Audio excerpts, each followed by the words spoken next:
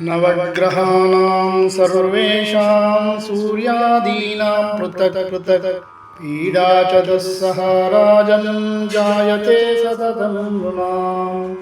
पीडानाशाय राजेन्द्रनामानि शृणु भास्वतः।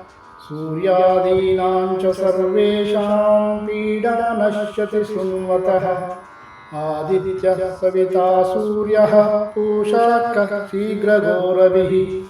भगवस्त्वष्टार्यमाहंसो हेलिस्तेजो निधिर्हरिः। दिननाथो दिनकरः सप्तसप्तीः प्रभाकरः। विभावसुर्वेदकर्ता वेदाङ्गो वेदवाहनः। हरिदश्वकालभक्तः कर्मसाक्षी जगत्पतिः। पद्मिनीबोधको भानुर्भास्करः करुणाकरः। द्वादशात्मा विश्वकर्मा लोहिताङ्गस्तमोनुदः। जगन्नाथोऽरविन्दाक्ष कालात्मा कश्यपात्मजः। भूताश्रयो ग्रहपतिः सर्वलोकनमस्कृतः। जपाकुसुमसङ्काशो भास्वनदिनन्दनः।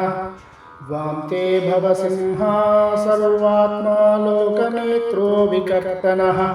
मार्ताण्डो मिहिरः शूरस्तापनो लोकतापनः। जगत्कर्ता जगत्साक्षी शनैश्चरपिता जयः। सहस्ररश्मिस्तरनिर्भगवान् भक्तवत्सलः।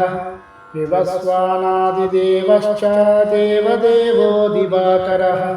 धन्वन्तरिर्व्याधिहर्ता दद्रुकुष्ठविनाशनः। चराचरात्मा मैत्रेयो मितो विष्णुर्विकर्तनः। लोकशोकापहर्ता च कमलाकर आत्मभूः। नारायणो महादेवो रुद्रः पुरुष ईश्वरः।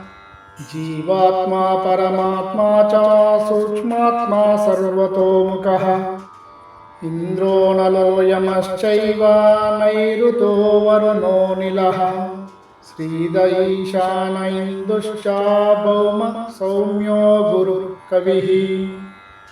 शौरिर्विदुन्तुदः केतुः कालकालात्मको विभुः। सर्वदेवमयो देवः कृष्णः कामप्रदायकः।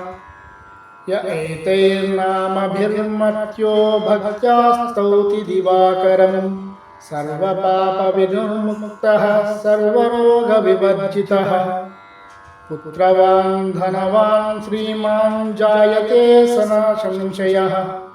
रविवारे पठेद्यस्तु नामान्येतानि भास्वतः।